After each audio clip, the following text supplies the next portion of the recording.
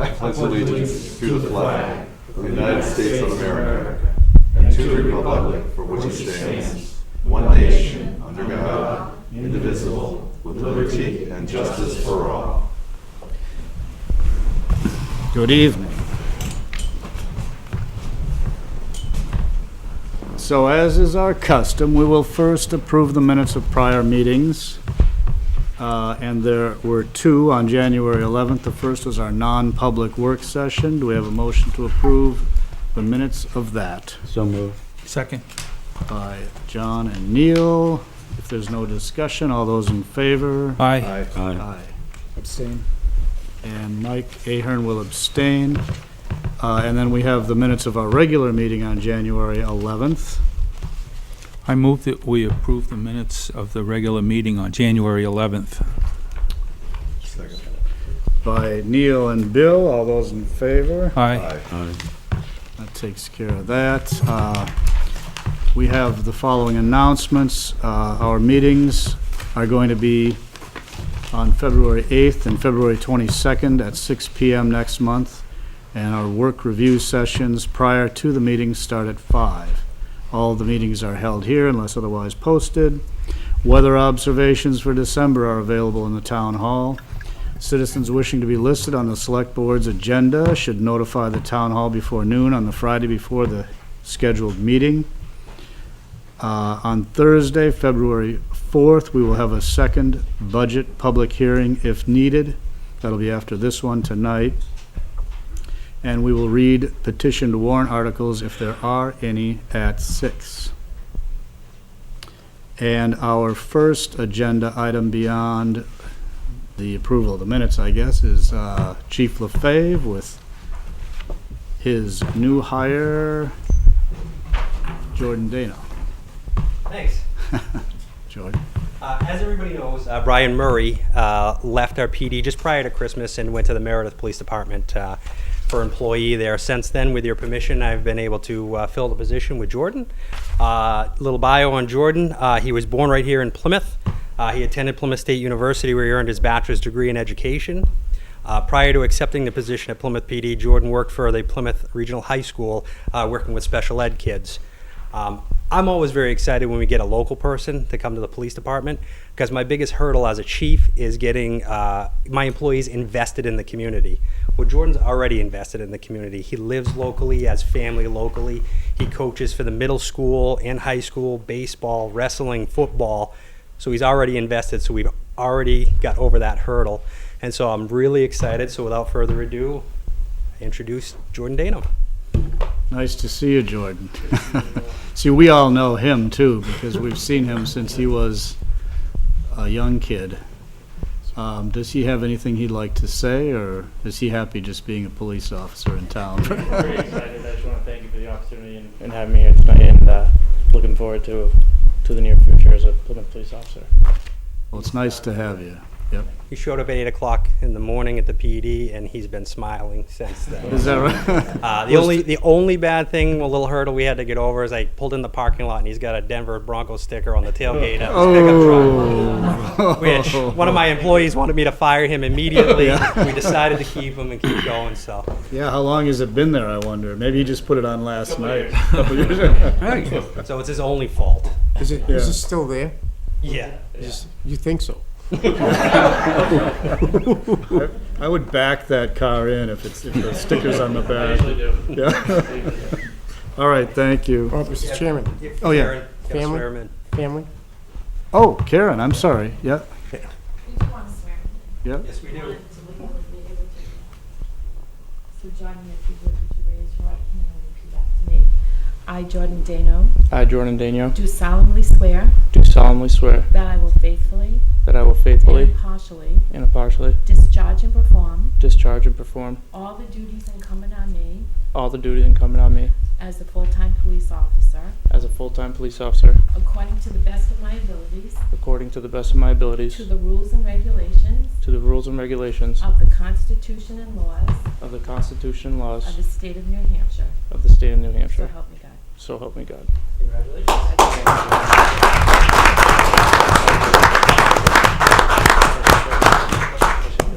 Yeah, absolutely. Family members, Mr. Chair? Congratulations. Oh. Good to see you, Jordan. Do we have Jordan's family members here? Is there?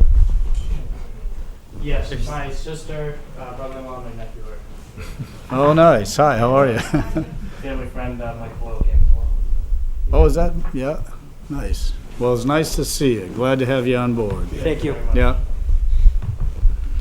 And then on our agenda, we have Mike Courier listed as representing the nonprofit committee report, but Mike was unable to be here. I think he has an obligation at the high school tonight.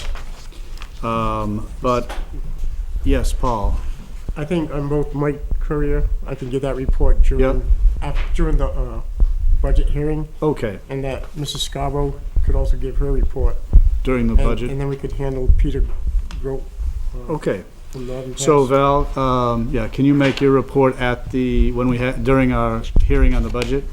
Probably be appropriate anyway. And then we could skip to you, sir. Yeah, I'm not sure.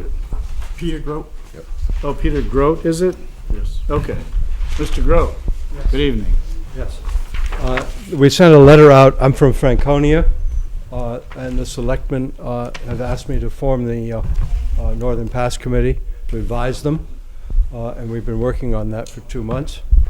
And we basically came up with a program that, first of all, addresses the whole community that is impacted, all of the towns that Northern Pass will impact, all the way from Pittsburgh, from the Canadian border, all the way down to Franklin.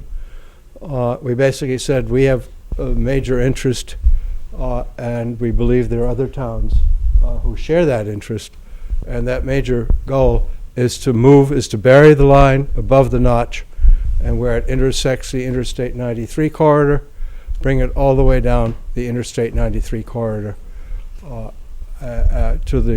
actually the Deerfield substation, where it then turns into the regular grid.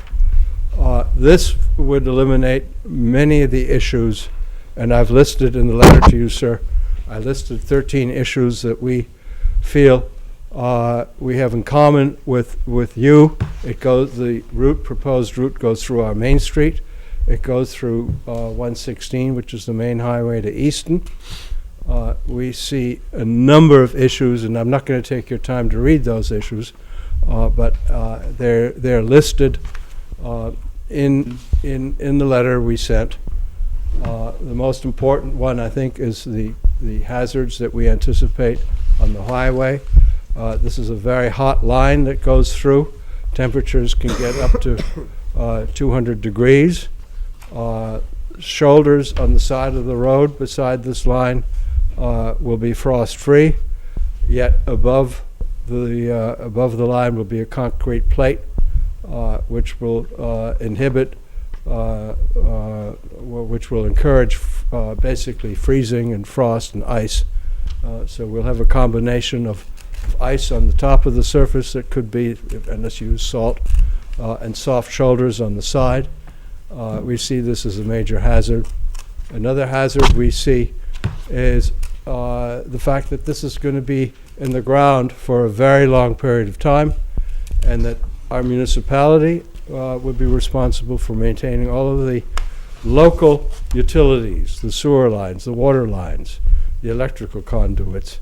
They'll all have to be reburied in the first place, and they'll have to be maintained. And we see that as a major liability. Another issue that we have in common with other communities that have the line going through Route 3 or through Main Street are property values, safety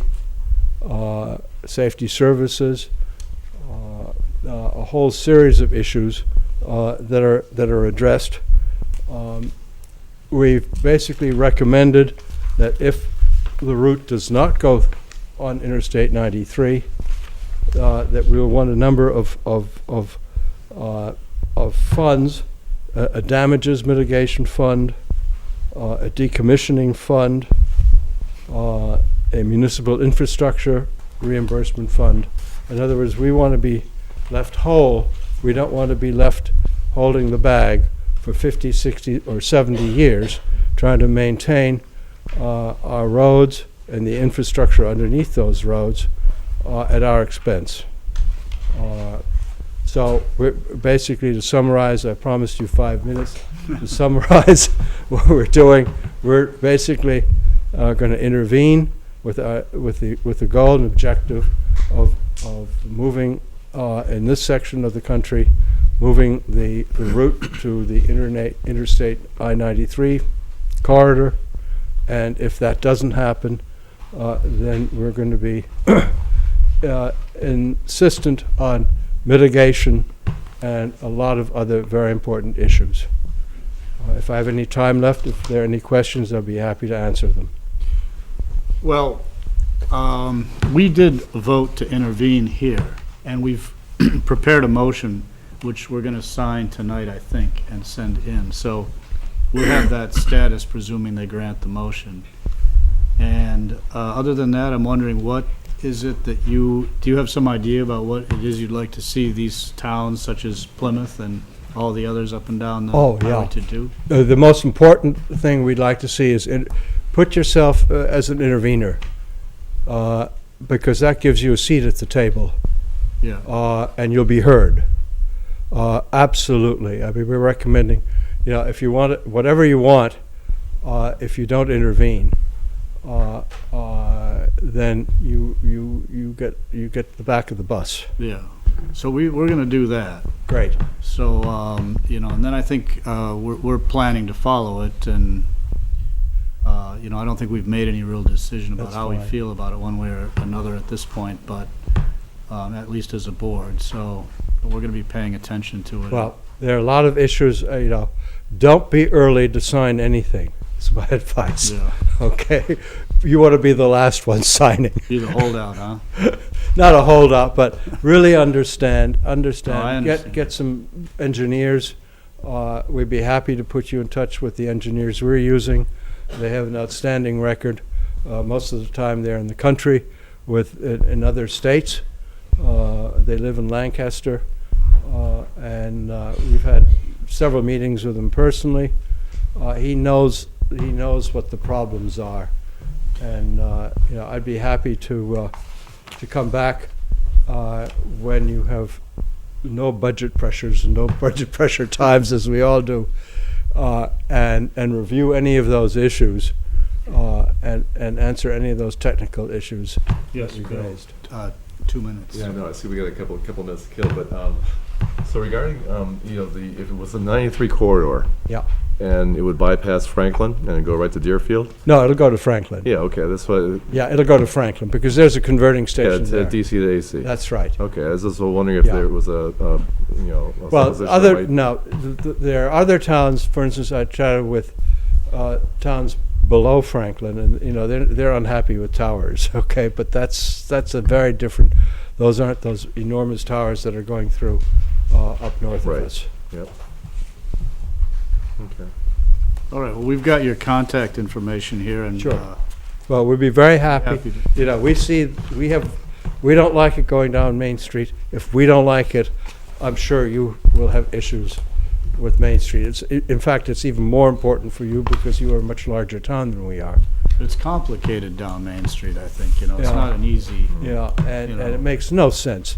I mean, Interstate 93 goes right next to our Main Street, Right. and there's no reason why. This is a beautiful town. It's a university town. It's a college town. There's no sense for it to disrupt this whole community for 2 years, and it's permanent. Yeah. It's permanent. That's what, and the mitigation we want is comparable. We want permanent mitigation. If the line is going to be permanent, we want permanent mitigation. And they have to maintain it, and they have to maintain, and if there's a change, there's an additional cost coming down another 3 feet and going underneath this hot pipe of electrons that's going through and back up. And if there are issues with that, we don't want to deal with that. That's their responsibility. It's their crazy idea to come through this. It's going to be their problem, not ours. Peter, thank you. Thank for you very coming. much. Yeah. Appreciate your time, Nice sir. to meet you. Yeah. Thank you. Thank you. So we're just about maybe 30 seconds from having a public hearing, and I guess we got to wait till 6:15 and so, 6:15? It is, well, it's 6:15. Bill's phone says it's 6:15, so I believe it's probably Verizon. They're usually pretty good about that sort of thing. So at 6:15, we have scheduled here tonight a public hearing on our 2016-17 budget. This year is going to be a little different than other years in that the Select Board has decided that it would like to pursue a $2 million loan to address some infrastructure issues which have been, I won't say neglected, but perhaps deferred over the last several years, primarily because there was a recession and we felt that a lot of people, My first tattoo. including us, were having some difficulties. We wanted to be very careful about the tax rate, which has stayed level for, I'd say, 7 or 8 years now. The proposals for these funds, you'll see, are listed near the end of the budget when we get to that point. And the budget is set up, it's sort of split. We've really got two. There's a recommended budget if we don't get the loan. And that one, as I recall, results in an increase in the total budget of around $200,000, which has an impact in the neighborhood of 45 to 50 cents per $1,000 on the tax rate. And then we have the budget including the $2 million loan, which will result in no tax increase in the first year. And I don't mean to be selling this as if it's free money, but the way we've written and we weren't, doing it in a way to sugarcoat it, but the idea is that it should result in no tax increase for the first year, and then it will result in payments of somewhere in the neighborhood of $150,000 up to $200,000 or so a year. We have on this gone to several banks and have proposed interest rates in the range of, I think it's 2.5% to 3.5%. And the way we're envisioning this right now, it'll be a 10-year loan at a fixed rate. So when we're going through the budget, we want to look at, we have the, what do we call that, salmon-colored columns, which show the selectmen's budget for 16-17, which would be the budget without a loan. And then we have the yellow columns on the right, which are labeled budget for 16 and 17 with a bond or with a loan, however you want to characterize it. So you will see as we go through this that most of the entries in those two columns are going to be the same. We will point out where there, in case you didn't see it, we'll point out where there are differences and how the potential loan affects that. And then the interesting numbers are really at the end on page 21 and 22, where we itemize the anticipated expenditures for this loan. Paul? Mrs. Scarborough? Oh, I'm sorry, yeah, and Val, do you want to give us the Budget Committee's thoughts on this? Well, I would just like to say that, I have looked at the budget, I have looked at the information that's provided on the breakdown of the $2 million bond, and I agree with the proposed bond and what it would do for the infrastructure of the town, and I think it is wonderful that it will actually result in no tax increase for this year, the coming year. So I support it fully, and I believe that the Budget Committee does as well. All right. So, As, speaking for Mr. Courier, who Yeah. couldn't make it tonight. Yes. his previous appointment. yes, The nonprofit committee has stayed level funded on all requests. None of them were raised. The Chamber of Commerce was dropped. okay. And I think what happened with the Chamber of Commerce is that it's being reformulated the Bristol group and the Waterville Valley group sort of, I think they merged, and it's a little bit unclear to us exactly what they're doing and how we would be involved and how the chamber will benefit us, so I think that was the reason for that. Jules is trying to tell me something, and she probably doesn't want me to call on her, but I need to know. Is the hearing open? Yes. Well, that was the idea at 6:15.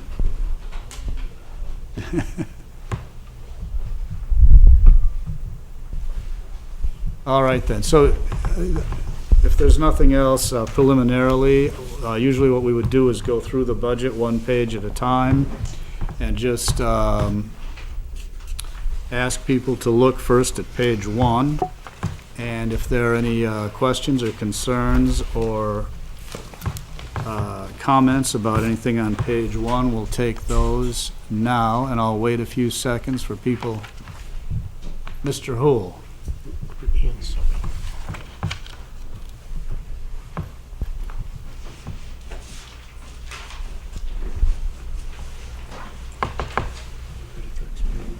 I'm going to follow my advice of the last meeting, and I'll use your mic. I'm sorry, use what? Oh, use the microphone, okay. I'd like to make some general remarks about the budget that I have reviewed, which is not the one that I've just picked up tonight, but I noticed that there aren't substantive changes between what I picked up tonight and what I have already reviewed. My preamble is this. I expressed my support for the bond issue at the last meeting we attended, and I concur with Val's remarks in that regard. I think that so long as that bond or loan is used for truly infrastructure type purchases or investments, that I have no equivocation of that bond. If it's used for small things with relatively short-lived, I disagree with those items if there are any.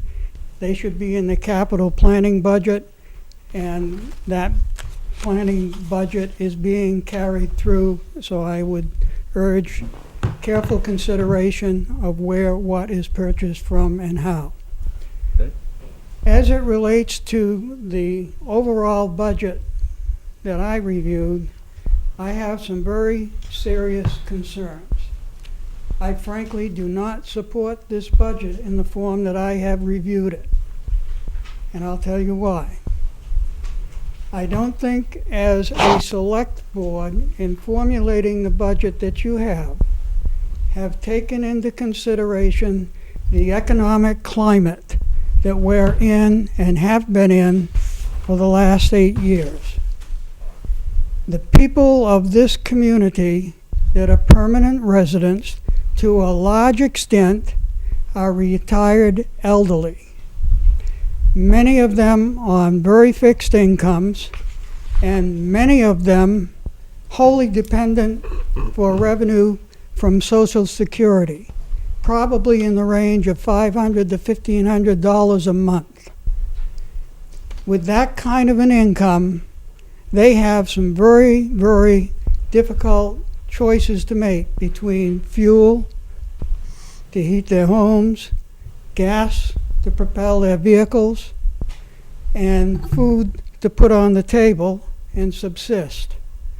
And I don't believe this budget recognizes our permanent residential senior community that find themselves in this dilemma. To that end, I'm going to suggest, as we go through these pages, some changes. And I'll wait to address them as we go through each page. But I will tell you as a forerunner here that I think that there is some restructuring of some items that need to be done that can affect some savings and can reduce this budget to recognize the limitations that I feel our elderly residential community is facing. So with that, I'll sit back for the moment and I'll address the other items individually. Thank you for your time. All right, thank you, Mr. Ho. Anybody else? We'll move ahead to page 2 then.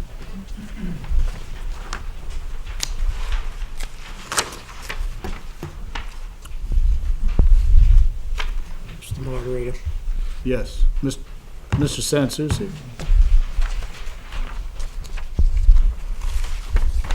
Well, there's a couple of line items I'd like to address on page 1. I'm sorry, you got ahead of me. Okay.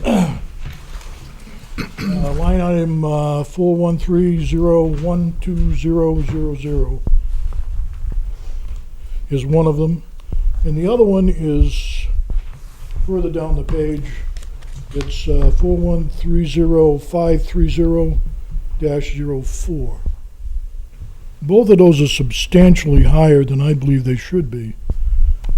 And I'm just wondering what your rationale was behind. Yeah, I'd like, so the first one you're mentioning is the town administrator's salary. And I can address that for you. If for those who are not looking at the budget and who are watching on TV, the budget shows an actual amount spent for the town administrator's salary in 2014 and 15 of $76,800. I'm rounding the $76,800.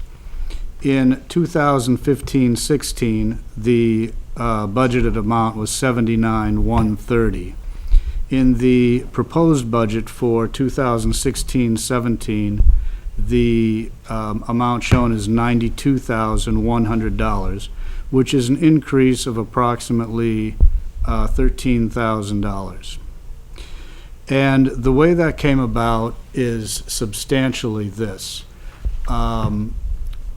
After March meeting last year, Kathy Lowe came to us with a comparison of town administrator salaries from similarly sized towns, which were all similarly sized towns that did not have a university presence and not nearly the activity that we have here.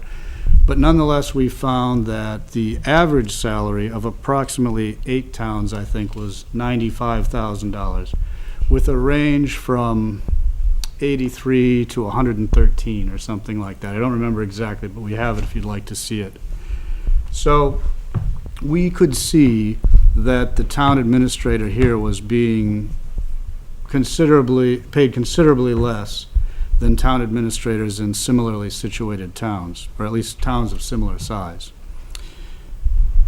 That's $7,000 of it, which is about half. The other thing that's happened is that, like all of the other employees in town, Paul got a 3% raise. And there are 2 other elements to this. One is that that amount that you're looking at for 16-17 reflects a 53-week year. So there's an additional week on there from what you would expect to see in the usual year, and that amounts to about $1,800. And then in addition, because Paul now has an employment contract and it's on a calendar year basis, this fiscal year budget shows his raise for the first 6 months of the following fiscal year, which is approximately $1,300. So there's $1,300 there, which is really will really be paid in the following year. There's $1,800, which is due to the 53rd week. There is $7,000, which is due to the raise that we gave him to get him back up to where, at least close. We're still about $6,000 or $7,000 below the average. And of course, these numbers were back from 2013, so they're 3 years old now too.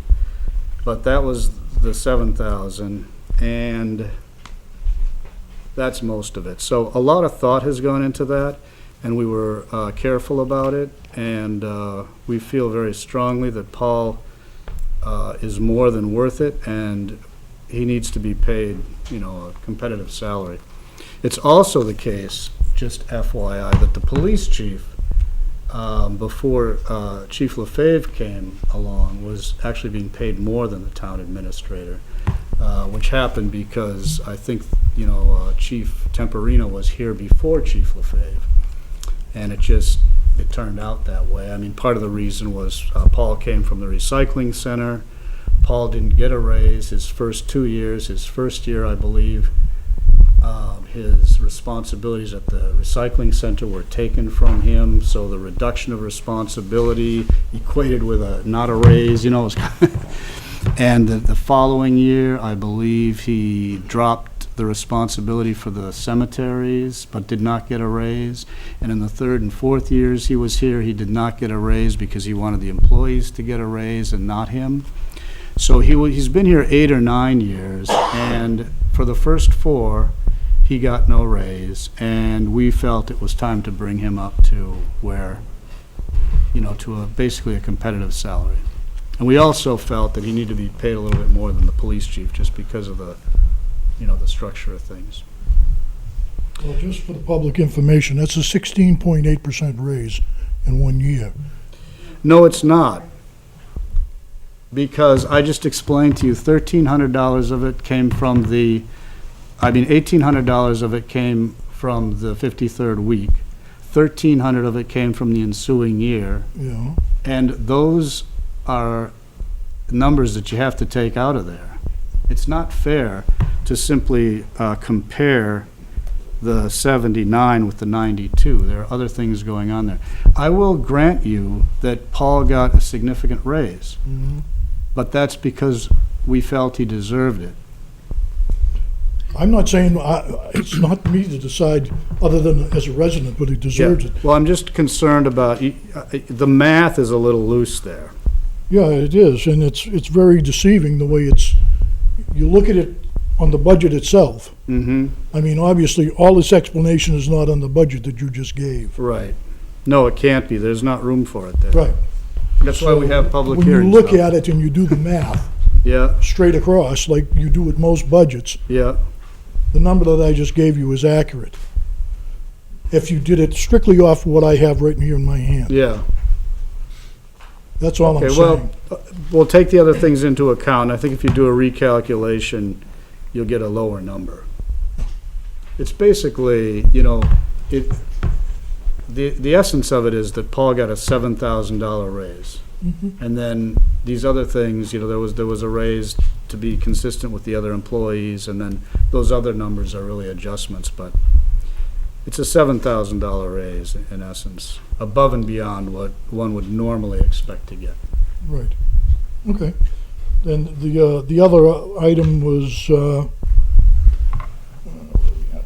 That was the Plymouth Channel 3 Right, Channel 3. payroll item. Paul, can you address that for me, maybe? I'm not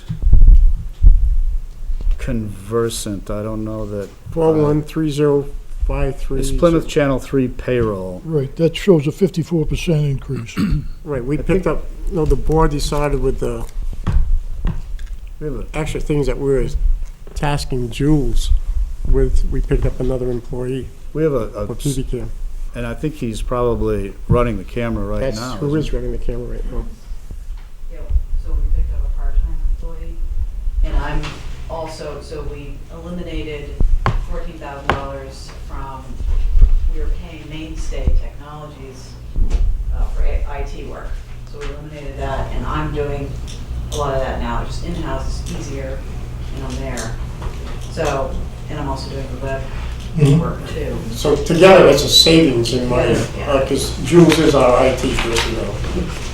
So there's an overall savings between picking up a part-timer and giving Jules a raise and having her be our tech person. What savings are we making on that? We're no longer paying for a tech. No, but I mean, what amount of savings are we making? Any idea? $14,000 a year. For the tech person? So we're saving that 14,000? Yep. That was my question, thank you. Mrs. Scarborough.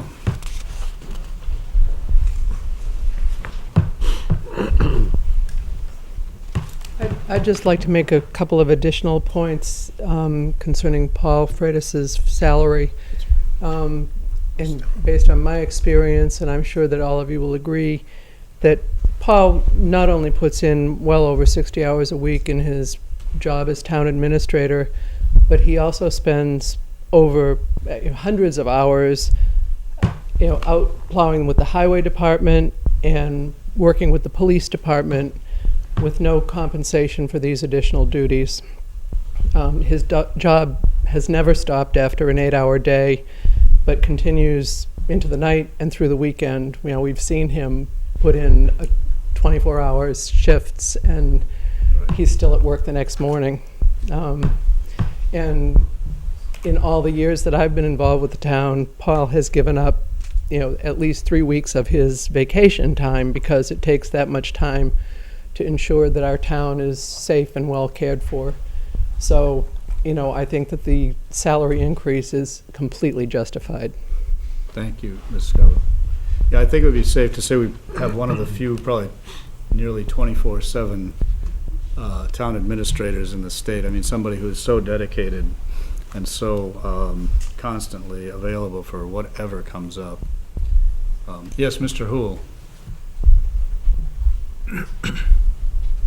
In your remarks, you indicated that the board has a contract with the administrator. Could you elaborate on that contract? Yes. That's unique as far as administrative positions in this town goes. It is unique. We have just recently signed a five-year employment contract with Paul, which provides him the salary that we're discussing tonight, plus a 3% a year raise. Isn't that's the Each sum? year, 3%. Each year, 3%. Not to exceed 3%. Annual 3% raise. And that's basically all the contract was. It was pretty There's simple. no extra days, there's no extra vacation, there's no extra sick days. There was basically 3%. Should I choose to stay that long? I would make this observation. Yes. I laud him for the work he does, and I'm very cognizant of his dedication to the job that he has. That's all well and good.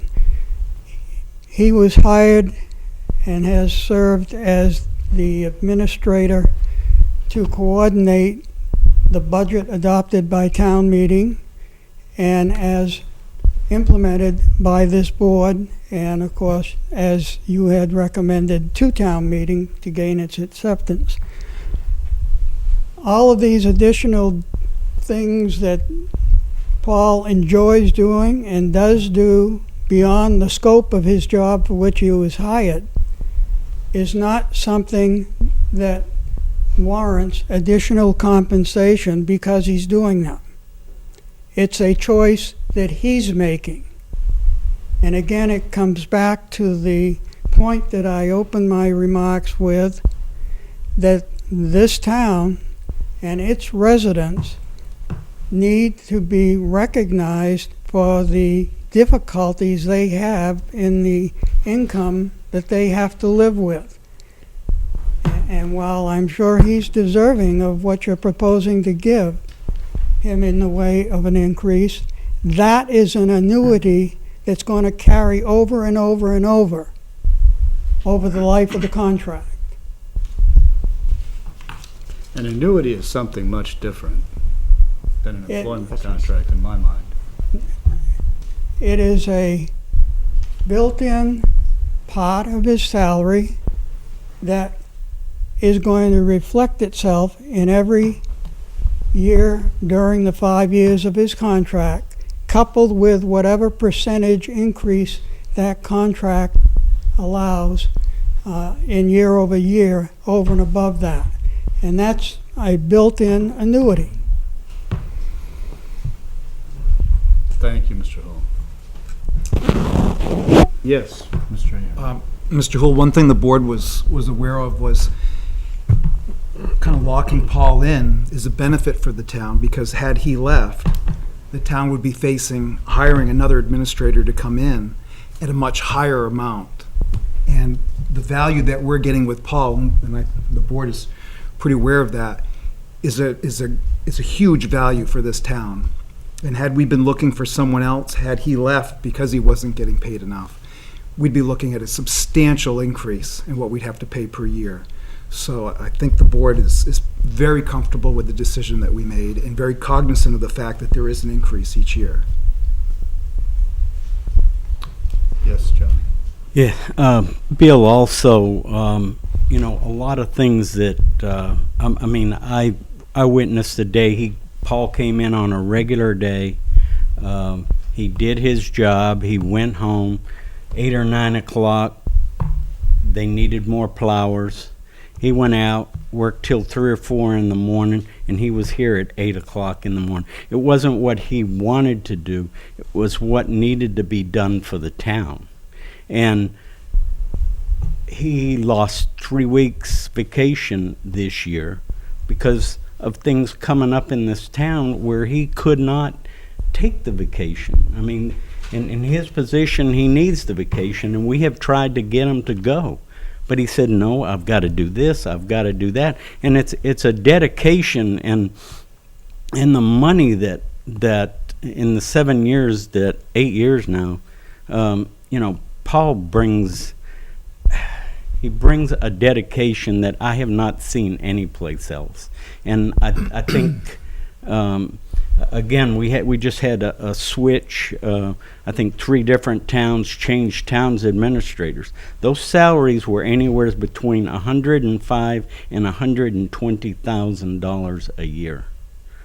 And Much smaller towns. and they're smaller towns. They don't have the university and all the other situations that come up with. And you know, I just think it's long overdue. Paul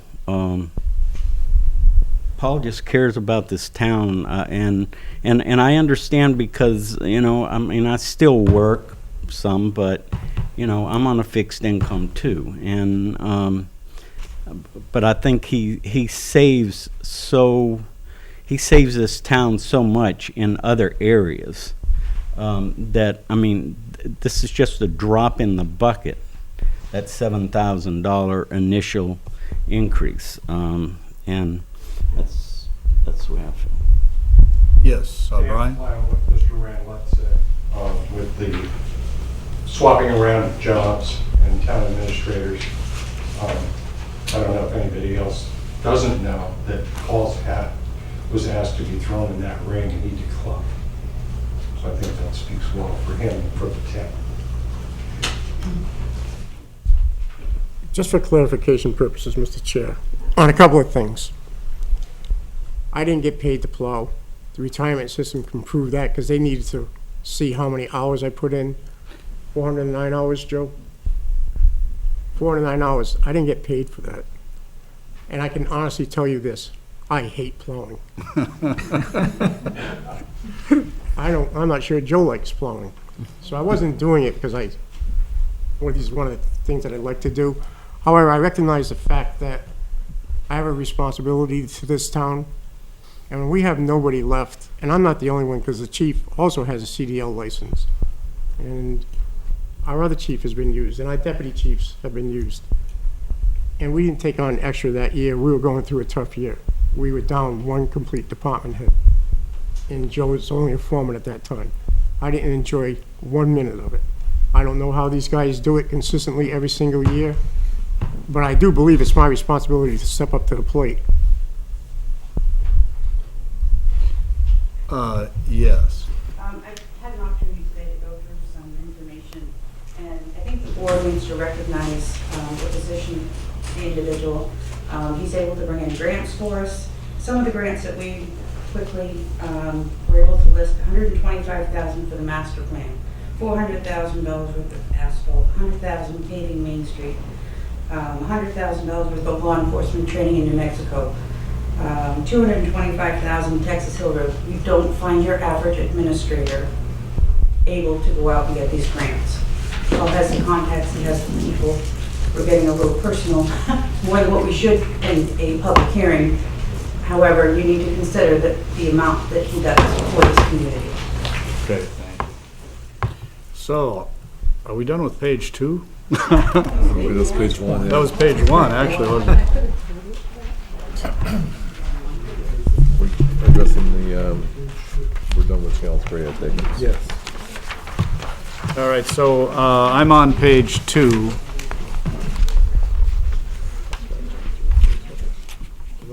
Well, let's see, Mr. Hool. I'll ask a question here with regard to page 2 that applies to, well, you your answer Okay. probably resolve my other questions. Looking at the top of page 2, insurance, both executive, life, dental, and what have you. And I guess it starts on page 1 with the retirement for an executive.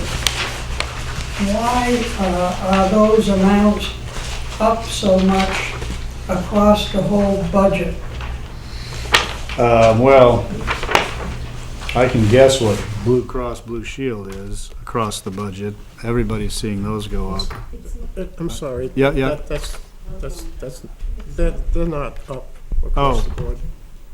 But we have not gone up in Blue Cross. We stayed the same. What has happened, though, we have had families' plans change. We have had children come on board. We have had people get married. But our rates have not gone up. We have actually still down around $80,000 from 4 years ago. The other consideration is that New Hampshire retirement system rates go with the salaries. We've got a 53rd week. Right. Well, we have agents about stages. So that the biggest increase was the 53rd week, Bill. But we were able to maintain, with the help of Mrs. Deb Narrow and LGC and some vacation, that they call them vacations that we get back. 53rd week's driving some of that and the change of plans. We've had one-person plans turn into three-person plans, et cetera.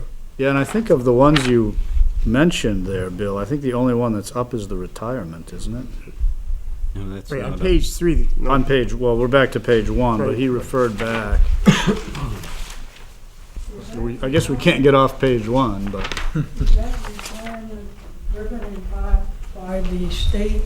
Yes. Driven urge to try and build up the funds so that their liability, which is in shortfall relative to their obligations. because of their shortfall. Okay, thank you. Yep, thank you. All right, are we good on, oh, I'm sorry, yeah, Paul? More of a question than anything else. I noticed that, are we going from 2 part-timers to a full-timer in the town clerk's office? Plus, we're picking up an insurance policy, correct? Do you want to address that, Karen? Sure. Last year in July,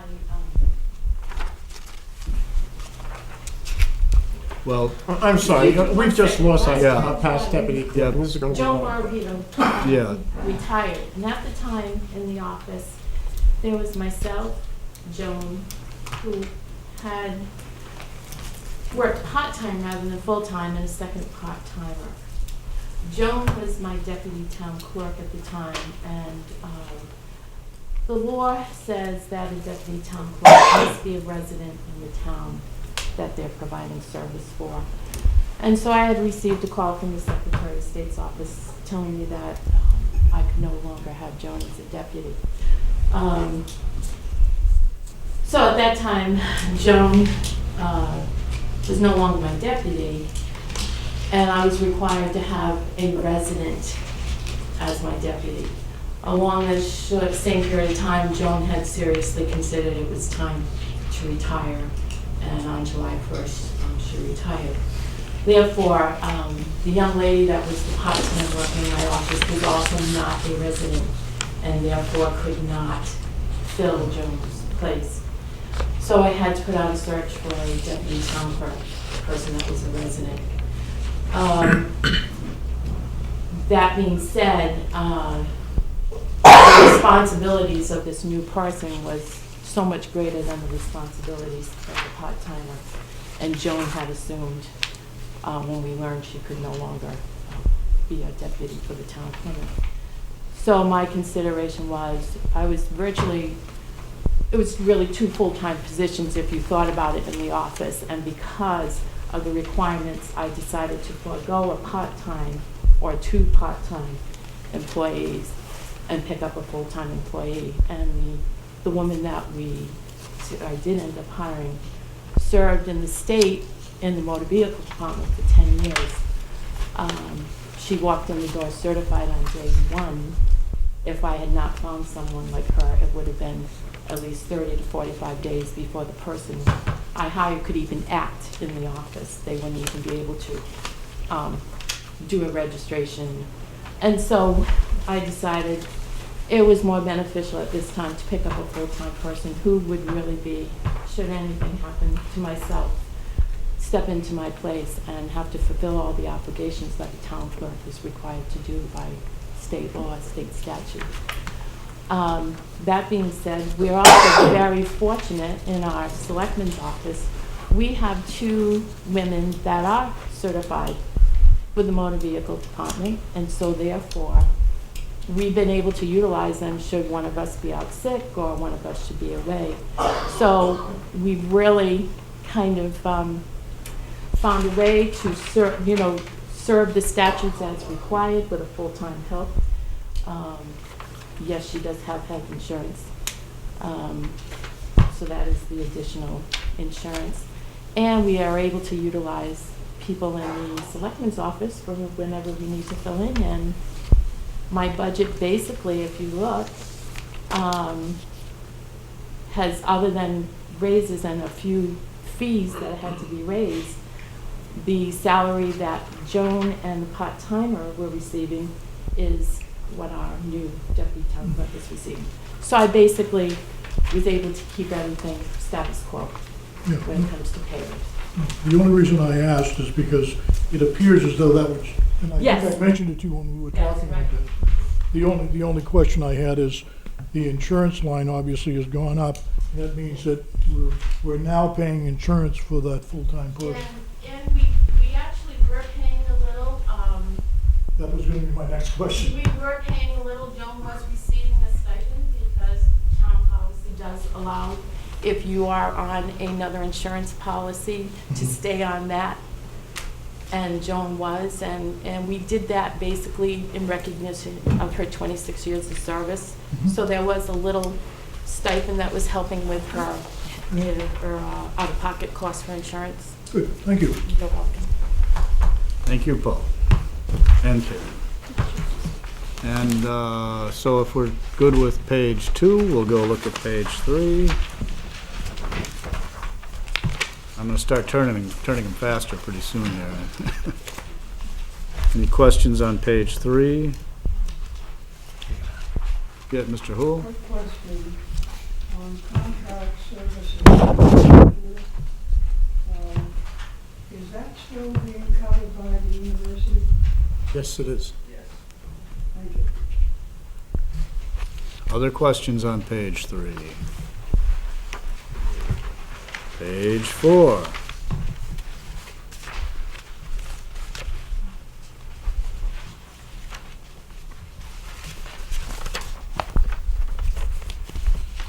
If not, yes, Mr. Hool.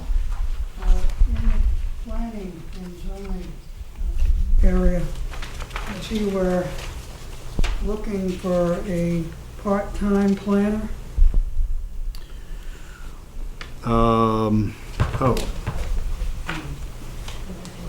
That's clerical, that this town hall has to support. We're part of one big pool, Bill. We just try to show how much of the staff's work goes towards what department. So you're saying the person is already on staff and planning is just covering a portion of her income? Yep. So that would be part of a full-timer. Such as the receptionist also helps in planning, and a finance person also helps in planning. My only other comment is that, again, the full pay raise that was on the sheet that I had reviewed, and I haven't looked at the sheet I picked up this evening, but the planner was going to be providing with a 5% increase in salary. I think it's 3. No, we had to do some corrections because we had the 53rd week wrong, but Yeah, I think it's probably the 3 plus the 53rd week, maybe. you're gonna find it throughout the budget that the 53rd week got added in. To everybody. So if you back out, I would imagine 1,500, you would see that it'd be 3%.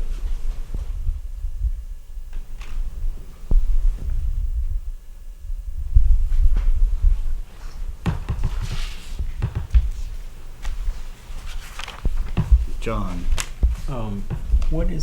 What's the weekly payroll roughly around? Between 75 and 85,000. Okay, so basically in the budget with that 53rd week in the salary areas is going to account for about a $80,000 increase. Next year you'll go to 52 weeks, but If everybody remembers, we had this same problem 5 years ago, trying to explain how a 53rd week can happen and impacts us. And it's not just in the raises. Many department heads, especially our 2 biggest, fire and police, have other things that impact them in a 53rd week. Their services impact. And so there is a 53rd week across the board in there on many lines.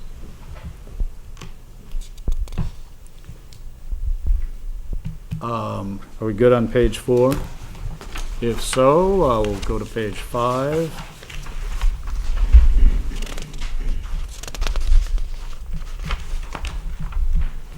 Yes, Mr. Sansucci. Who's the administration superintendent at the cemetery now? It's I am, and I'm not taking a pay. Thank you.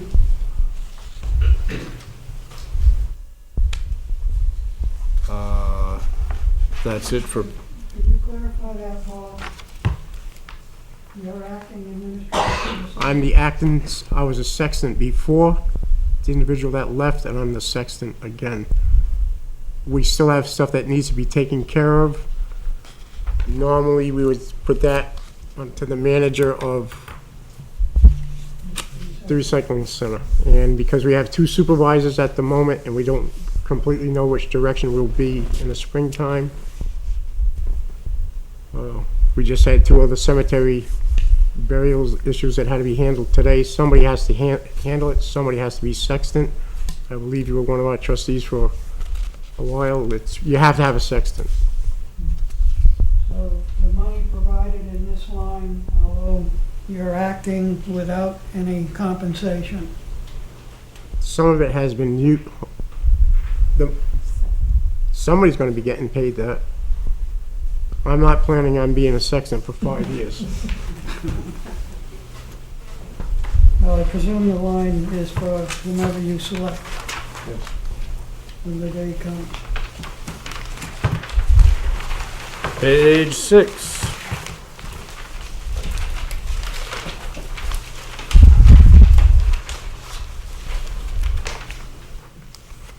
What's the explanation for the insurance workers' comp making the jump that it has?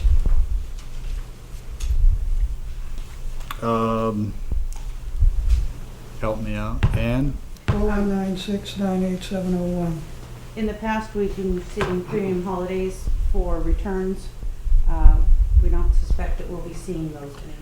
Oh, so we were getting essentially refunds for overpayments from LGC. And Primex. And Primex. And we suspect that those are going to stop. You know, that was that whole business, them kind of unwinding that mess they had, the controversy they got in with the Secretary of State's office, and And luckily for us, it spilled over onto Primex, where I think Primex got on board. You also had both Primex and LGC during your period, and Paul's. I think Primex decided to take the road of, let's give them back some money before they come after us too. And so we benefited for that for 3 years, but we don't anticipate including the year that we're in now, but Lord knows, we don't anticipate that. Yeah, we're trying, and we heard that there's a possibility, right, Ann? But not enough for us to put it down.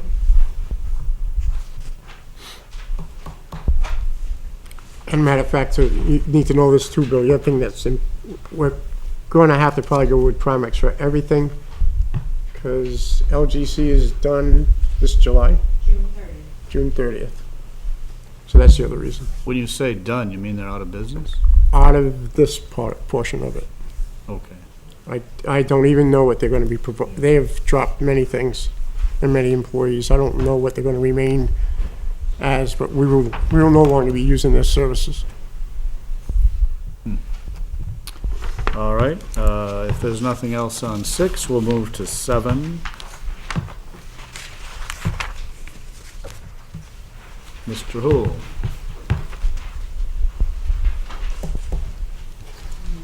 On page 7, I want to address several things here, if I may.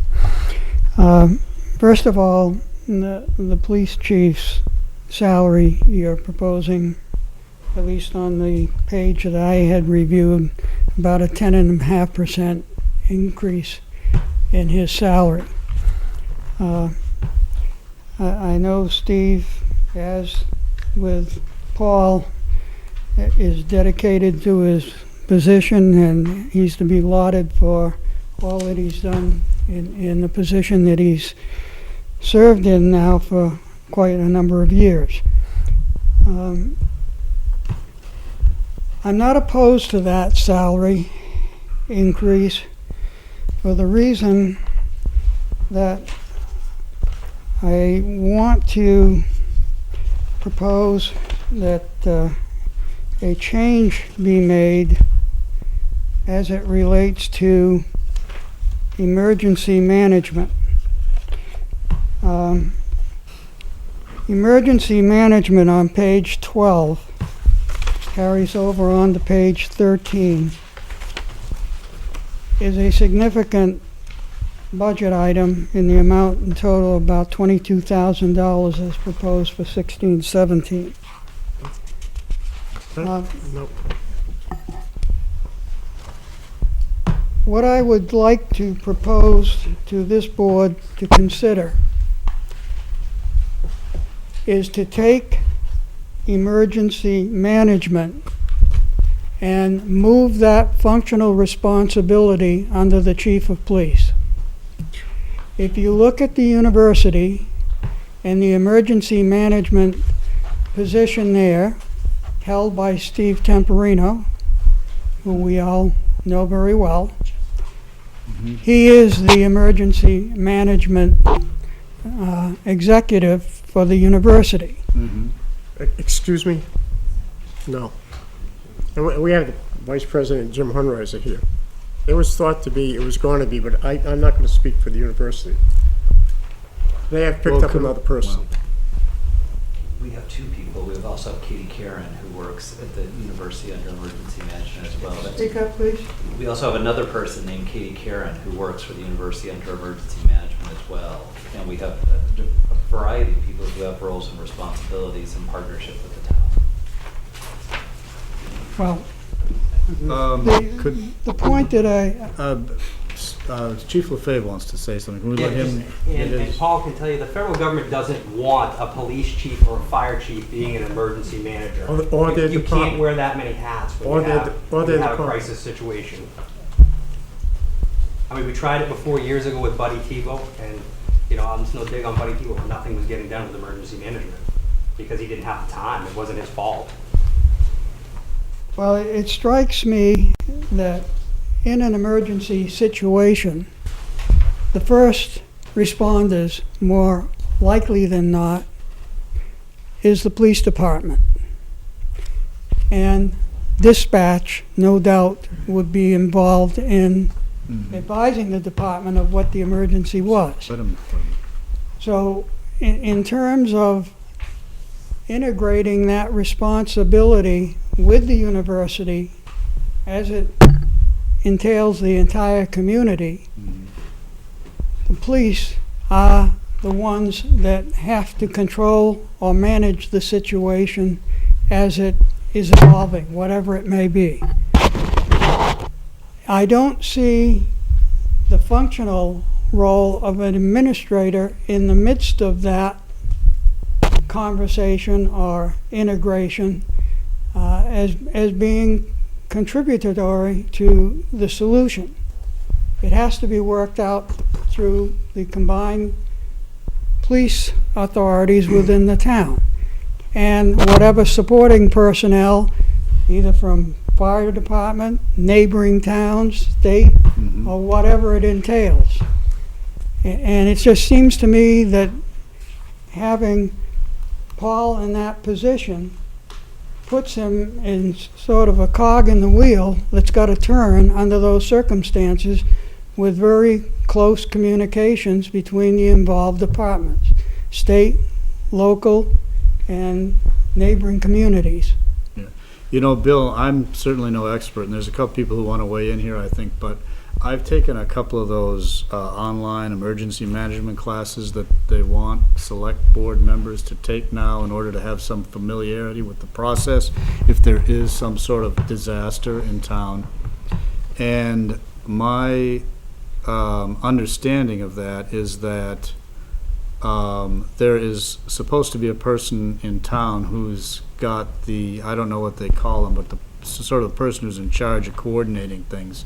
And I think it's command and control, and I think it's not the police chief and it's not the fire chief, because they're going to have their own jobs to do, and they can't be sort of sitting in the computer room somewhere telling people what to do, because they got to be out on the street taking care of things. So I think there's this whole structure set up by this thing which really requires somebody outside of the fire and police departments to manage the thing. I am not running the emergencies. The two chiefs and their deputies are running the emergencies. I supply the support in any areas that they're short. If they are short a tent, I am getting them a tent. If they need a backhoe, I am getting them a backhoe. It has to be the person that has that type of authority to do those things. During the rest of the year, I am pursuing grants for both departments because I'm their support person. I'm making sure that there's training. The $100,000 that I was able to secure for sending over 20 people out to New Mexico at $5,000 a person was done with federal funds, not at the cost of the town. I don't get into logistics. I don't get into what equipment they have. I've been working with the state task force and the Attorney General's office to help out the PD, but that's on a managerial finance management part of emergency manager. I don't respond with a gun. I don't jump on a fire truck. That's not an emergency manager's job. It's supposed to stay out of those two departments. It didn't work nationwide, and there's so much more to it and so much more to explain. Yeah, it's very... But just the Val, revenues. did you want to weigh in again? I didn't mean to. You made the point. Okay. You know, and the point has been made. It is that it has to be someone who is separate from the police, someone who's separate from fire, someone who's separate from the on-the-scene handling of the situation, who can provide the support and the backup and can coordinate with federal and state agencies to get that support and backup. It has to be separate. And Val has been there and you have been there. No, I'm able to spend up to $25,000 in an emergency. The chiefs don't have that authority.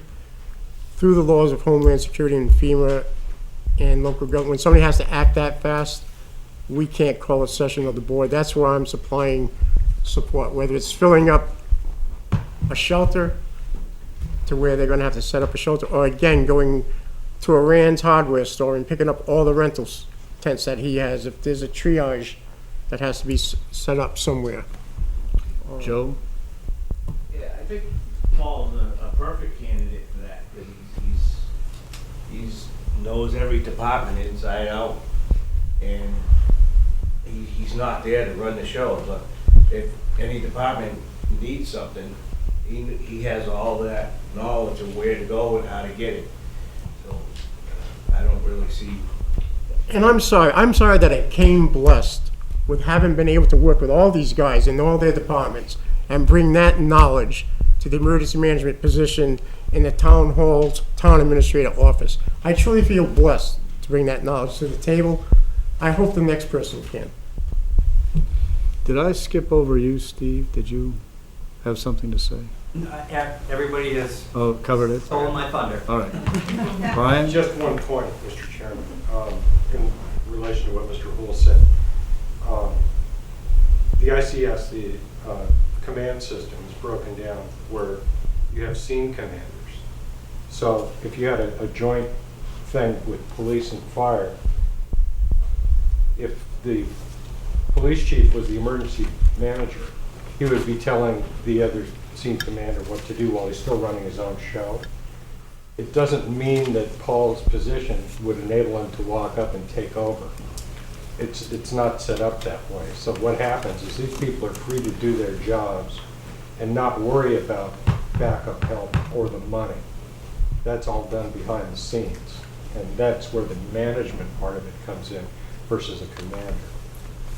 And the other important part, and the biggest piece, if you don't have me recording every single dime that they spend, there will be no reimbursement.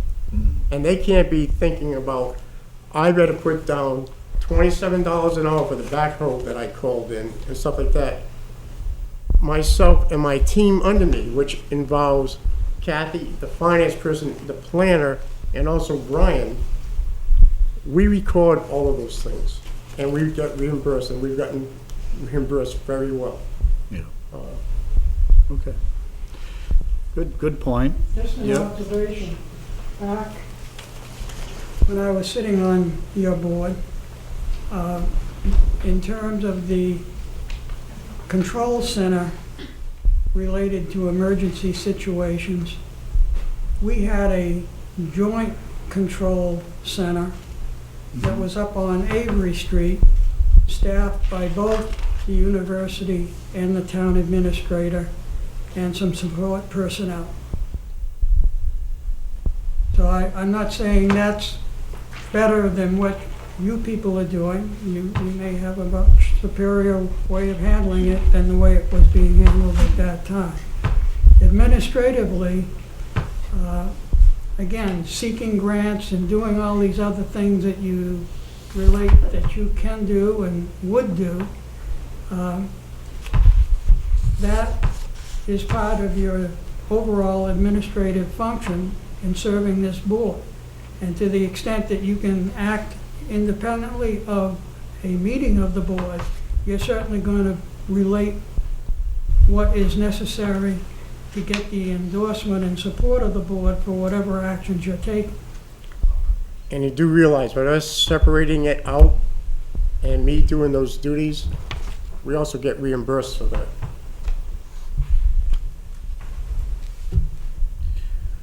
Okay. What page was I on? 7. Let's do page 8. Well, what do you mean by that? Skip. Yeah, skip a few. Yeah, 10. Skip every other page. All right, do we have any comments, questions, thoughts on page 10? 10? I mean 8. Go for it, Mike. He went for a smaller number. Trying to get to the double digits. Page 8. Yes, Mr. Sansers. Parking wages have gone up 49%. I assume we got a part-time guy or another? Absolutely, yeah. Okay. That's all I wanted to know. Are we good on 8? If so, let's look at 9.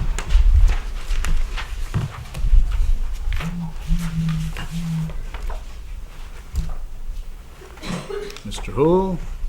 One general question, parking expenses, aside from a new person, they seem to have gone up significantly. Is that because of the credit card cost associated with the parking that we have, where credit card usage is more likely than not That's the primary? Yes, Chief. That's 4211-205. That's that specific line that you're talking about. So, And when we make, You were I looking don't have at, the exact dollar amount, but we make a lot of money on the kiosk machine in that parking lot. so the $5,000 is what you anticipate paying to the credit card companies for for handling the payments? Yes. Yes. Oh. We're all in the wrong business, I guess. And why, Steve, do you know why that's up so much? Is it just greater usage, or? It actually is from increased usage, yes. Well, I guess that's a good thing then. Yes, sir.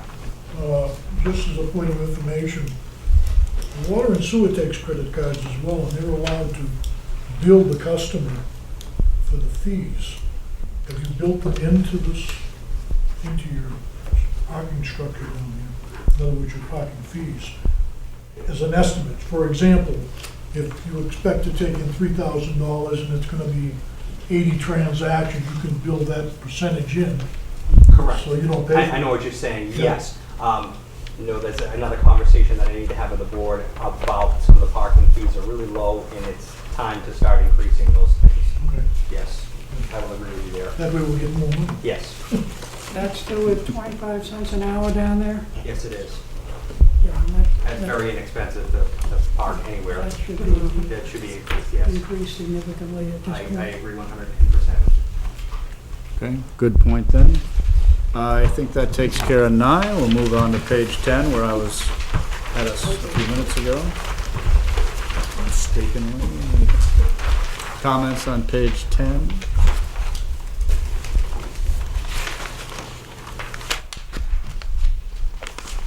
If not, I will move to page 11.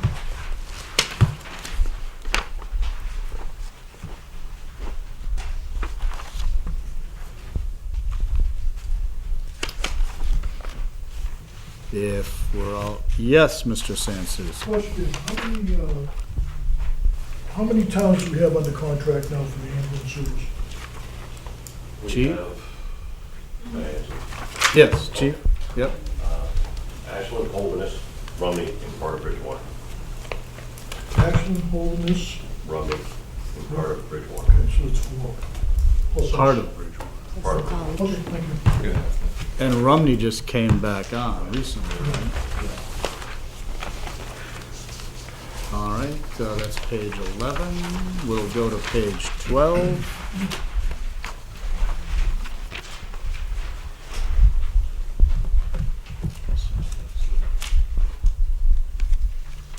It's pretty quiet out there. If everybody's okay with 12, we'll go to 13.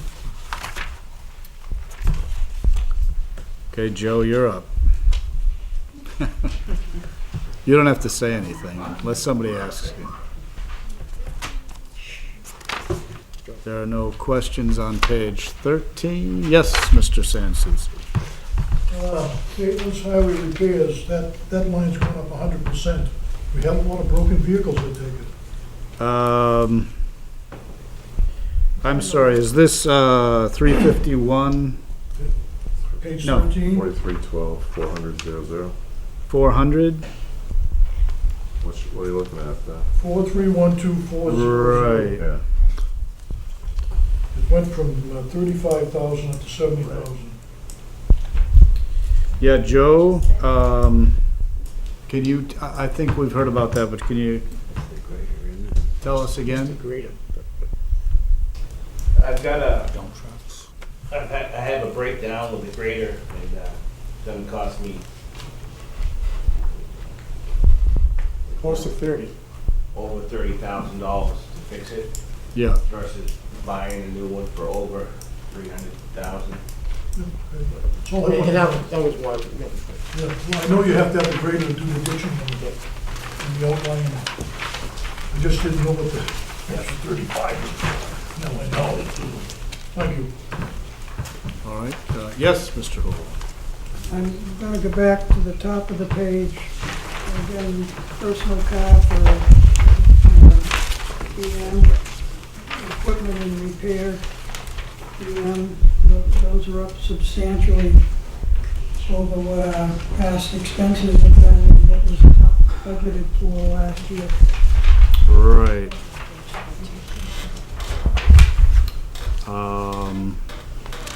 How about, is that, Are we talking about emergency yeah, management? yeah, the 42,500. 415,000. There's nothing for personal car. I don't charge for my personal car.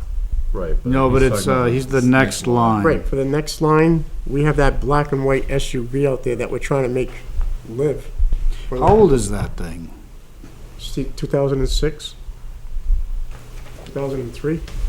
It's older than, it's like 12 years old or older. And was that a police Yeah, that was car? our police SUV, absolutely. Yeah. So this is anticipated repairs to Right, that and car? what that also lets me do is, we call it the co-mobile, but we also are able to put that money towards 2 other vehicles, and they get reimbursed for this emergency management budget. So your thought is you keep. I think the board knows I take at least Yeah. 2 or 3 vehicles. Oh, I know. And keep them going year round. Right, That would normally have to go into the scrapyard for $100. right, and that's one of them, the one that's parked That's one of outside. But this is anticipated repair Continue expenses to for do what that, we've done, or right, because hopefully we're gonna have another one come from fire department, the deputy chief's. No, we're not just gonna throw that away. Yeah, and are you saying, so to the extent these repairs are utilized for the emergency management vehicle, they get reimbursed? Is that, did you say Well, this that? budget's gonna get reimbursed, more than reimbursed, yes. Oh, this, So to have some of the repairs in that, that can be justified if we take the Crown Vic that Tommy uses at the fire department, and if I can go through that and have it repaired, we can still use it at a different level for support vehicles for Brian. I mean, we're losing, that one's not gonna make another inspection. We're lucky at this point that the state has moved inspections from March up to September. That's what's getting us through this year. But I didn't want to put in for another new vehicle. I think I can do what I have done over the past years, repair some of the vehicles that will be handed down To highway. to the highway, you know, and stuff like that. We would normally get a group of vehicles from the PD as they bring in new vehicles. The chief is being frugal, he's skipping a year. So I'm not gonna have those vehicles that we would normally get passed down to us. So it's keeping some of the other ones going and giving us a chance to get reimbursed at the same time. Mr. Chairman, it keeps being commented that this budget is significantly higher than last year. Bear in mind, if you look at the total emergency management line, it was 22,000, and that's the proposal. Some of the funds got moved around within the budget itself, so it still is at 22,000 with no significant increase. And the other thing, and just to give an example, that lead, what we're doing here, lead with $37,000 pickup truck that I was able to, and it's set up for fire also, but it's up at the PD, that I was able to not keep for the emergency manager. It was given to the first responders. It can, at a throw of a switch, that truck can go from police mode and blue lights and frequencies to fire department mode. I believe the fire department, I can't see this, I think the fire department used it Yes. for almost a couple of months while your truck went down. Blown over, yes. So, but because we do this and we show that we do use emergency management vehicles in this town, I was able to get the town a $37,000 pickup truck. nice, yeah. Good. Bill? A general comment, again, talking back to the days when I sat on the board. This town has a fleet of automobiles, the likes of which I could never envision. And they're all older vehicles being handed down. And the maintenance cost goes up. If you were to aggregate all of the cost of maintaining the fleet of vehicles that we have in the town today, you'd probably be shocked. One of the considerations that might be a cheaper alternative, rather than try and maintain these fleets that we have, is to compensate department heads, EM, or whomever, for use of their own vehicle and pay them on a mileage basis for that use. I don't know how that would work out if it were studied and considered. But it might be a cheaper alternative to the town than to try to maintain the old fleet of automobiles that we have in the town today. Paul? Mr. Chair, I noticed my hand and the chief's hand go up awful quick, because we don't want to get into logistics, but I will gladly talk to Bill with the chief on logistically how some of those vehicles are used, and not put logistics over the air on the justification on the keeping of those vehicles. I would like to speak to Mr. Hool. Or the chief can say more than what, you would know what the limits are. The other thing too, is I don't wanna stick a blue light in my pickup truck and go running through Plymouth really fast. I'm good with that. It's not equipped for that type of, I don't believe any of the, you couldn't do that with any of the emergency management, fire department, police department, the highway department. They don't want to be plowing with their own pickup trucks and stuff like that. It's just, there's no way you could, I could see And we've that noticed some of the happening. biggest, Joe's one tons are getting 6 to 8 miles per gallon. Yeah. Believe it or not, those Crown Vics, even at that age, get 22 miles per gallon. And I think Joe was one of the first ones at the highway to realize how significant it was to have one of the older ones and the money saved there. But there's another reason why we have some vehicles, and this is not the place. Right. Non-public would be the place to speak about that. Brian? Just to be Yeah. clear, Hopefully, Mr. to be Chair. clear, I'm not suggesting that any of the emergency vehicles be personal vehicles. Okay. I'd like to ask the town administrator how many vehicles we do have that we're operating in the town today. You mean including the sidewalk plow and the dump trucks and everything? No. How many vehicles? How many used Passenger vehicles, like passenger cars? vehicles? Yes. Automobiles? How, None? I don't know, we're not using them for passenger vehicles. well, If you mean, we have one for the code enforcer. yeah, Brian's got one. I have one. Joe has one. I don't think so anymore. I think that one, Yeah, I don't think they did. I don't have that one died. Yeah. Park and Rec did have one. And that Yeah. was saved money on their pickup truck, but the rest are being used, again, in areas that I'm not gonna, I can't. Yes, Brian. Just colloquially, if we're using non-emergency vehicles, like Mr. Hool was saying, I attended a conference, I had to take my own vehicle to Keene, and I got cut a check for over $100 for going down there and back. So the rates that you reimbursed for gasoline far outstrip your fuel budget. It's much cheaper for me to go anywhere in the code mobile than it would be in my own vehicle, no matter how good gas mileage I've had. Okay, are we good on this page? So that was 13, if I haven't jumped ahead again, and we'll look at 14.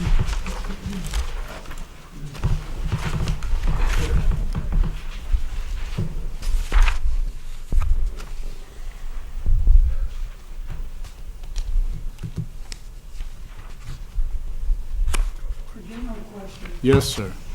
Gasoline prices are down substantially, and it looks like they're gonna be down for at least a couple, 3 years. I know in the budget, notwithstanding the fall in gasoline prices and Yeah. diesel fuel, the budget lines for fuel are up substantially. So, for example, on this page, the first line, vehicles, diesel, it looks like, well, that particular one looks like it's the same. The previous page, the last item. Gas and oil, that's up. And that's Highway Department. Joe, can you maybe, or No, did you want to do it, I Paul? have to weigh in on this. Okay. The same people that use the crystal ball to tell us that the prices were gonna go up Yeah, are the same people using the crystal ball saying that they're gonna Yeah. go down for 3 years. We turn back money in those lines all the time when we don't use them, yeah. but we have to have enough. Yeah, this is quite a ways out. I mean, it's really hard to predict. No, this, we're I mean, talking I a year and a know- half from now. Yeah, we're talking a year and a half from now. Looking with this bucket of 1 year horizon. And as far as gas and oil, diesel fuel costs are concerned, where we're at is substantially below where it was for a year ago. And we've seen it go in the other direction, but I, again, will assure everybody, it's one of those lines that we just can't can't spend the leftover unless maybe fill up our 5-gallon cans and all our vehicles on June 30th to get the most out of the budget. No, I don't But we don't think- do that either. No. We turn it back. John? How much was turned back by the department heads this last year? For, Over $400,000 here. I'm And sorry, I plus they missed the carried, question. how much was turned back? And then I over believe it was- 200,000 carried over and over 400,000 turned back. Right. So when we're looking at these budget items, almost $500,000 was not, of the budget was not used, and it was returned to the general fund. And that's not unique. And I'll say again, as I said. It when I was on the unique board, from, well, let Bill, You're penalizing the residents of the town in taxing them before the fact to turn something back after the fact. Well, those return funds also impact the future prior budget. So that can even be less and could have a decrease. I mean, we've looked from the budget committee standpoint and everything else, we've level funded for almost 7.5, 8 years. And that, I mean, that's just unheard of, but it's a combination of doing a bunch of things and department managers, being very conscientious, and we don't, it's just like fixing a piece of equipment. We pop in 35,000 for a grader. We didn't know when we were going to do that. We didn't know whether we were going to have to buy a new grader. So this is kind of a plan, not that we're going to spend everybody, but if you don't have significant amounts budgeted and some emergency comes up, then you've got to go through a lot of things to get these line items changed. Paul? I'd say the only unique part to this bill is because it used to not be done. Department heads would spend down their budgets. The other unique part about it is they don't do that. What they do is they have to have what they feel is going to spend through the year. There are several individuals, if not all the department heads, I have to go with all of them, do an incredible job seeking grants during the course of the year, which normally in the past, they would have sought for the grant, not this group, get the money for the grant and still spend down the line. These department heads don't do that. They get the grant, they turn back the line. But when we start off the year, no man's guaranteed tomorrow, and no man's got the crystal ball to say what grants are going to come in, especially since they seem to be taken away from us more and more each year. The money gets turned back mostly because they go out and seek grants to find ways to offset their budget, and then they don't find sneaky ways of spending their budgets down in April, May, and June. I'm acutely aware of the effectiveness of Well, the but you said it's not department fair heads to in the doing their taxpayers. jobs and holding down their costs. All I'm pointing out is that, again, as it relates to the resident in town that's having a hard time paying their taxes and putting food on the table, etc., you're penalizing them to the extent that you're carrying this buffer in the budget. Yeah. And I guess if the buffer's always there, and it's $500,000, it costs everybody $1,000 to have it out there. But Mr. Chair, when we turn back $400,000 at the end of the year, and we had received less revenue as we have for the past 8 years, the taxes would have gone up Right. every year. And what Mr. Ranlett was alluding to was the fact it was the turnbacks Yeah. that offset the increases. Yeah, So- but so I'm that's- just saying, there's a little buffer, it's always there, it's It's probably always always there. gotta be there, cause you can't run short, so everybody's got a few bucks stuck in capital reserve, but I think it's gotta be that way. Well, you That's did my what- opinion. Mr. Chair, I've been with the town 20 years now, Bill. 11 years as a department head. I know, 20 years, Bill, yeah. 20 years. And as a department head, money used to get spent down at the end of the year. But there was always extra in the budget. I know that very well, Paul, having sat where we are today as a board, and how the budget can be shifted around in order to accommodate the unforeseen needs that arise during the course of the fiscal year. And that buffer is part of the game in managing the overall needs that you can anticipate as they arise. I'm not disputing the need for buffer.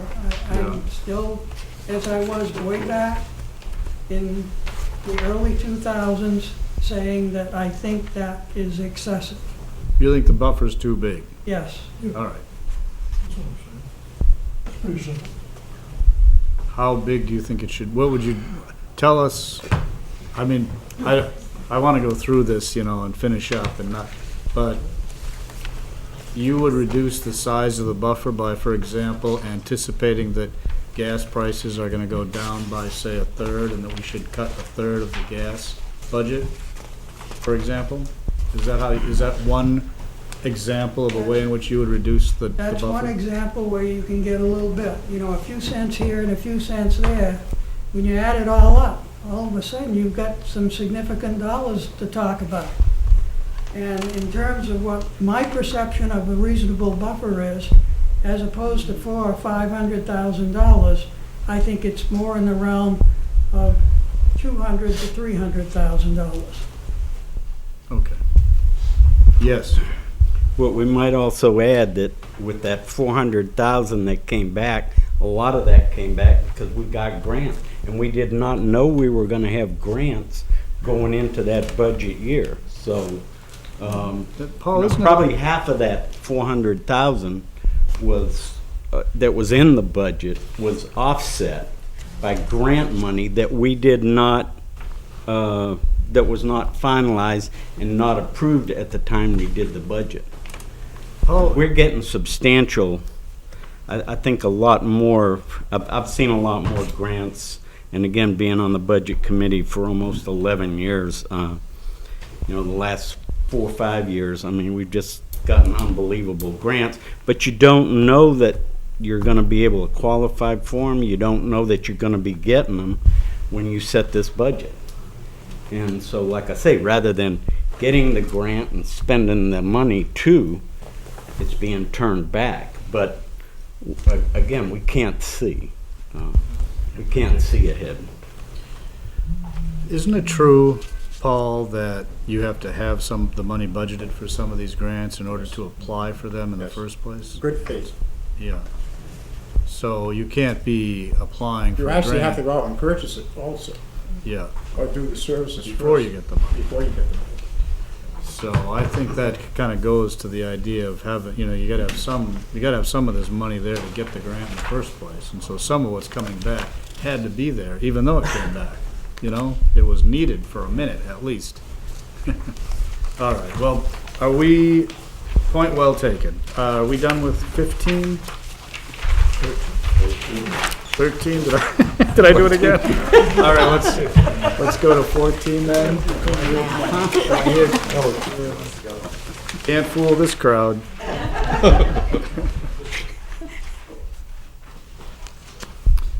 If we have nothing on page 14, I'll go to 15.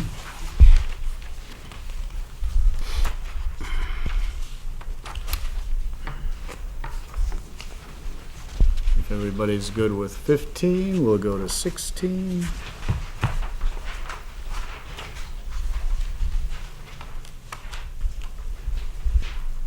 We're on a roll, folks, don't slow me down. We're good with 16, we'll go to 17.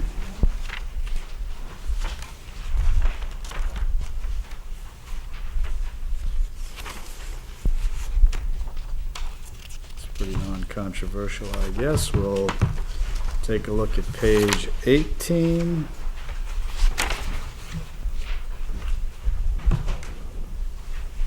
Yes, sir. Well, I saw Paul first, so, well, but he'd like to defer to you, Bill. My understanding is that on line 45, 21, 24, 00, that. I'm sorry, say it again? It's regular administrative. The third item down in Parks In and our- Rec. Page 18. That figure is substantially up, Oh, but Oh, I right. understand that's going to be reimbursed by Plymouth Elementary. yeah, the deal there was we're basically taking over the after-school program, which the school is paying for in order to save some salary expenses or some employment expenses, I think. Yes. So that's up Up to $40,000. Out of that $32,000, $29,680 will be reimbursed back to the school. That's for the one after-school position. Thank you. All right, page 19.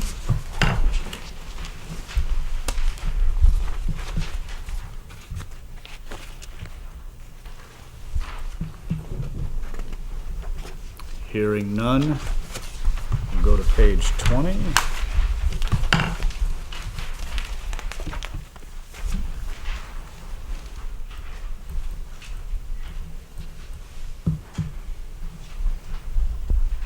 Everybody's good with 20. We'll take a look at page 21. And of course, this is where we itemize some of these anticipated expenditures in relation to the loan, if that passes.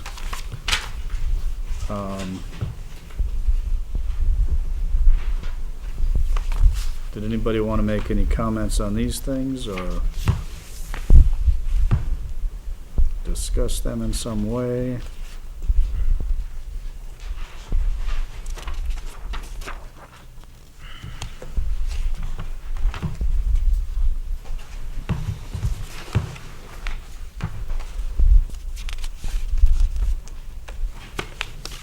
If not, we will go to page 22.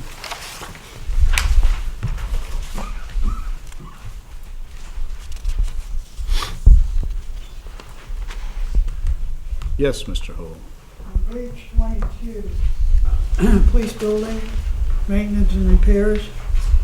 Your selectmen's budget is $40,000 and the bond figures show upwards of 125. Just like to ask if there is any more clarity on what the actual cost of anticipated work at the station is in relation to this budget? Yeah, I don't think Steve's got bids yet. I don't have any bids yet. I have asked for bids, and I'm still waiting for bids. Steve would probably be willing to give us an idea of what he has in mind, in general. Yeah, I mean, I think I discussed it at the last meeting. Yeah, that's right. Basically, I just want to improve the climate conditions within the police department. So a lot of it has to do with insulation, both in the siding and the ceiling and stuff like that, throughout the entire building. Yes, Paul? And again, as in fire, and the two first responders were seeking grant money to have hopefully a 3-to-1 expenditure on that dollar amount. Okay. So he has more repairs than that money would take him. He could spend more than this if he got some sort of matching grant. Definitely, but it's not like That's what happened with our dispatch center. That's how we were able to put an addition off the back of the police department for a new squad room. That was a $135,000 grant. That led to all the work that's being done currently. Nice, yeah. Well, I certainly concur with all that they have in mind doing to the building. Yeah. My concern, unlike my earlier comments, is whether this is underfunded. Oh. Well, I think that's why Yeah, Steve is gonna there- be looking there's- for grant money. You know, there's a list of stuff I want to do. I'm prioritizing. This is like the climate conditions in the PD. That's top priority. You know, and it goes down from there. And I'm just gonna do what I can with what I have. And if I can get grant money in the meantime, that's even better. I'm gonna work towards that, and then, you know, be able to do the next punch list item down, and just keep going from there. This is sort of off the point a little bit. How big is that building? How many square feet, do you know? I think it's 10,000 square feet, somewhere in there. 9,000. Okay. Yeah. And when you talk about insulation, you're talking about the roof and the whole perimeter, I think. Entire thing, yeah. So it's fairly big project. Yes, it is. New insulation, new siding, yeah. Okay. All right, so page 22, anything else? If not, we're getting close to the end here. Take a look at page 23.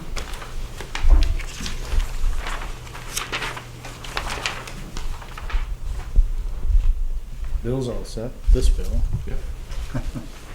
Anybody have anything on page 23? Or 24? Now we'll go to 24.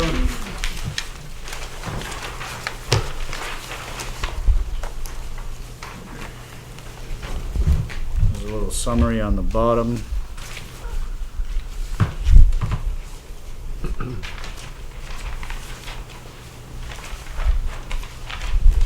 All right, if we don't have anything on page 24, and we don't have any other business for our public hearing,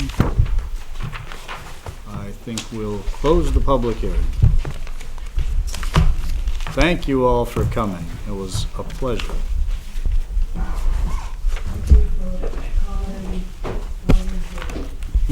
We appreciate your That's all input. about. We do, Bill. Thanks, Bill. Thanks, Paul. Thank you, Paul. Thanks, Very Bill. informative. Both of you. Thank you. A few things that I want to mention. Bill. Well, that's good, yeah. You- I did too. And the rest of you who are leaving, have a good evening and thanks for coming.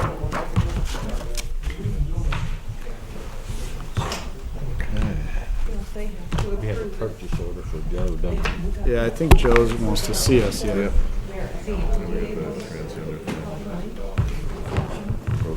What's that? Yeah, we got several different pieces.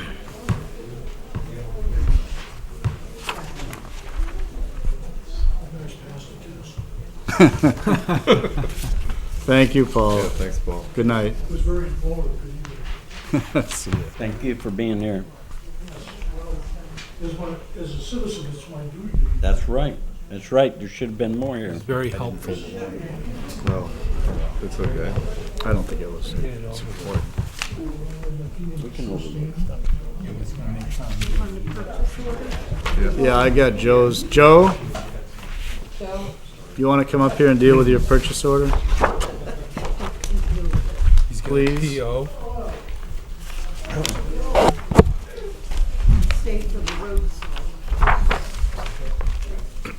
All right, so we have a purchase order looking for about $13,000 to finish Langdon Street. And that's in the spring, I assume. Well, Is that, Dana White's finished his work. okay? This is the completion of his work. And plus there's a retainage. I'm sorry, so do we owe him money for what he's already done? This is what we owe. Oh, we do, okay.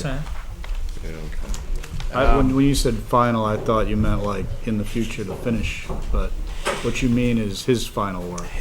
This is final completion for him. Does he have to do Did any this more come work? in above the budget, or It came in right around what it was, what we had? yeah. Is his He had work approved. complete? What's that? Is his work complete? Yes. And everything's all inspected and approved? Yeah, everything's working. I just have to Give him the do rest? some paving. How much is a retainage? Well, this was part of it, so Okay, Approximately 10%. right, so that finishes that, okay. Plus retainage, all right. Thanks, chief. Thank you. Good night, everyone. You want a motion? Yeah. Yeah, a motion I to move approve, that we yep. approve the payment of the retainage to Dana White.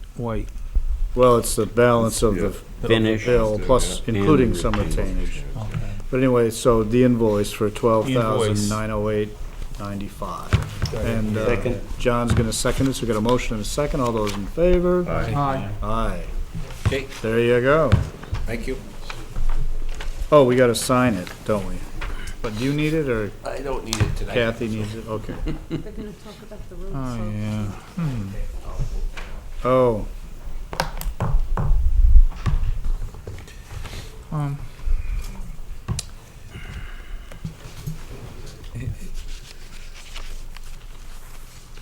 took care of Peter Grote. How about that?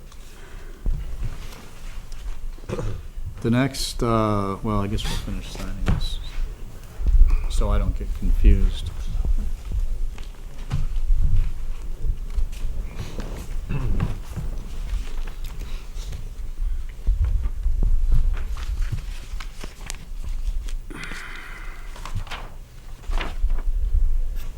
Here you go, John.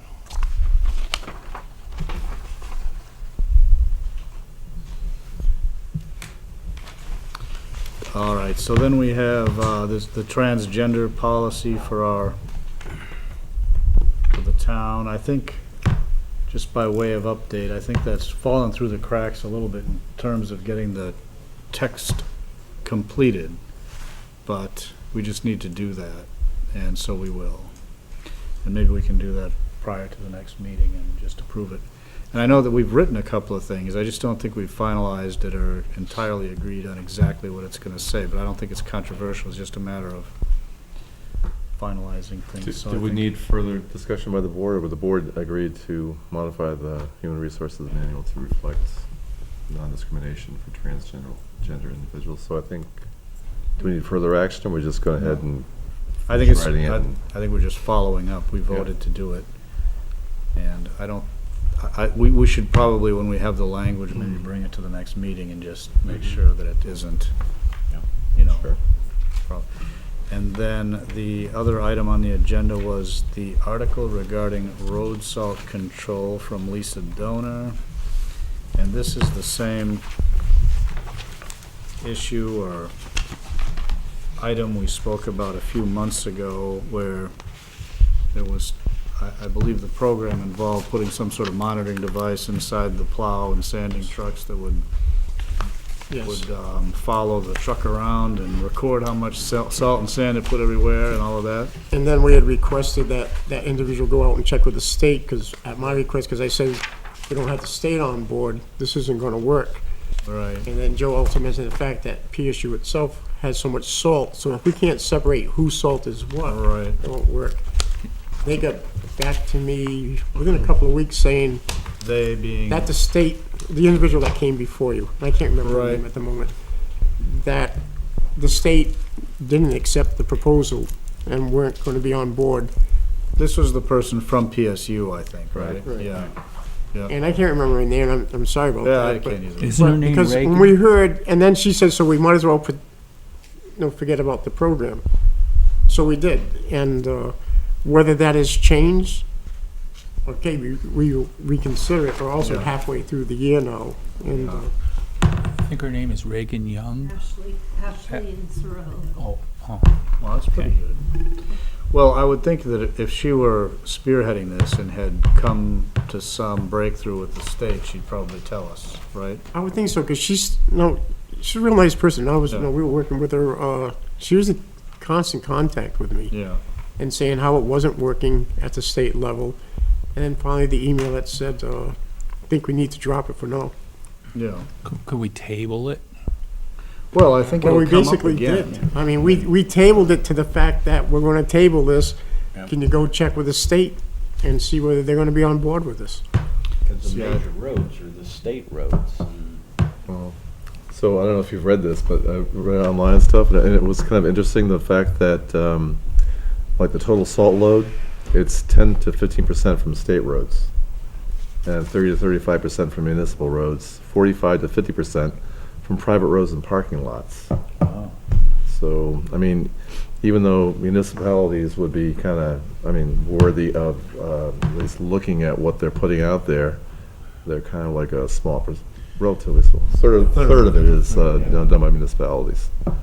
And what we got from the last description of the monitoring of the wells, that would be more interesting to see the outcome of that and the diversion of the highway salt and so. And the other thing we do have is truly, and Joe attests to this, so much salt is used on this acreage to the right of us. Yeah. And because of the location of our drains, that's all going into those storm drains that are leading to the river. Yeah, that's. So the trash. hit could be skewed. Yeah. It wouldn't be the salt on Main Street. We by do the have, way. yeah. Yeah, that's true. By the way, that's a state truck also. Yeah.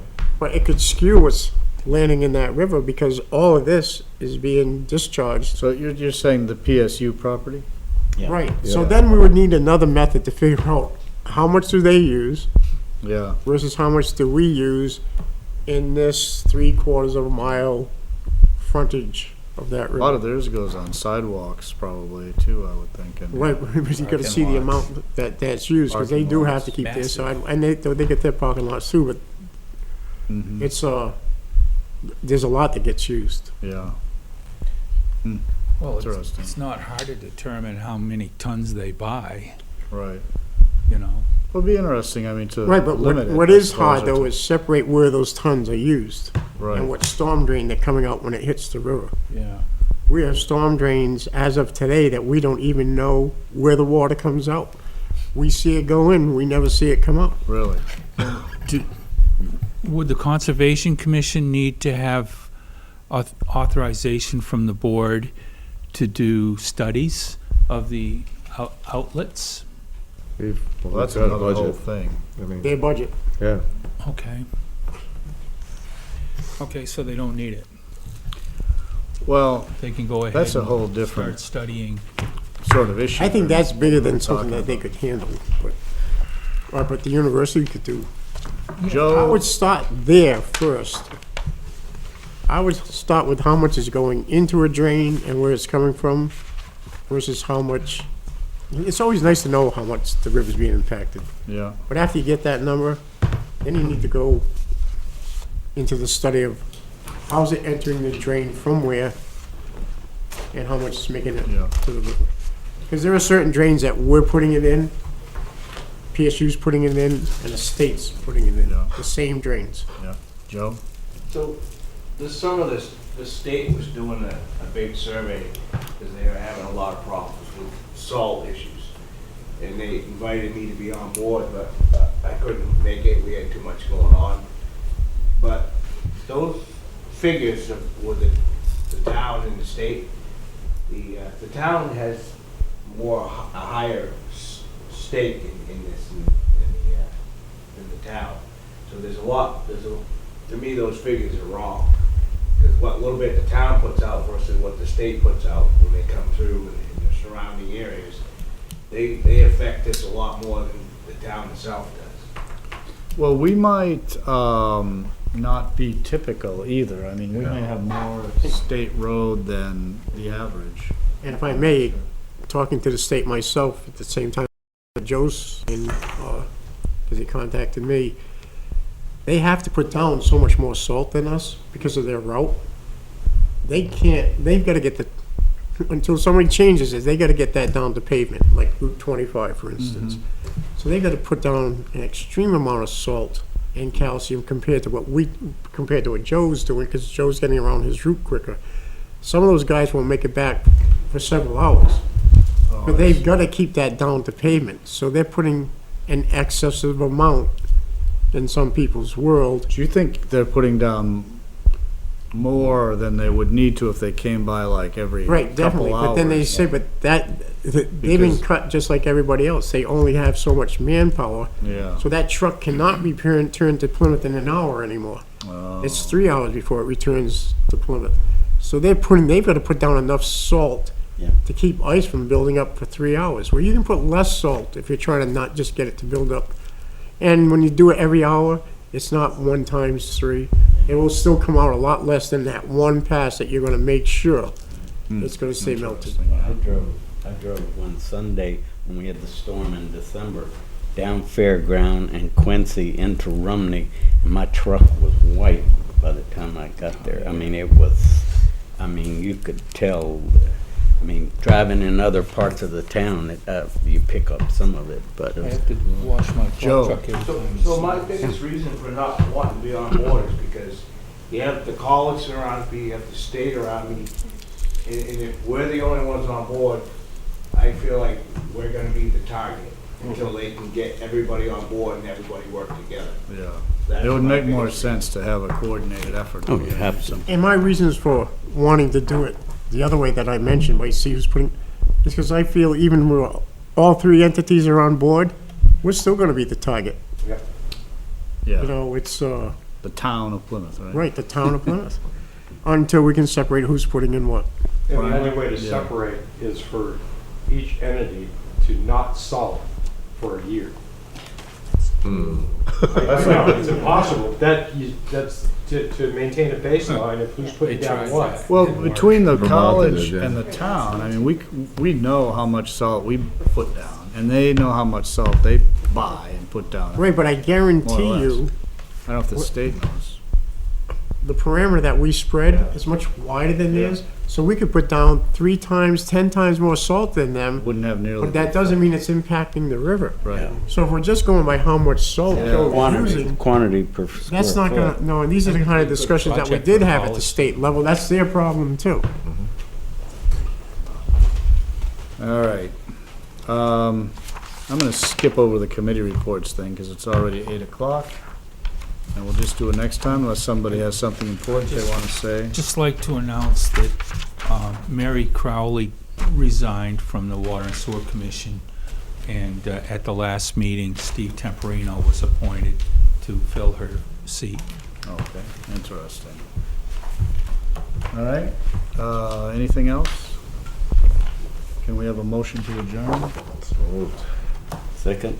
By Bill and John, all those in favor? Aye. Aye. We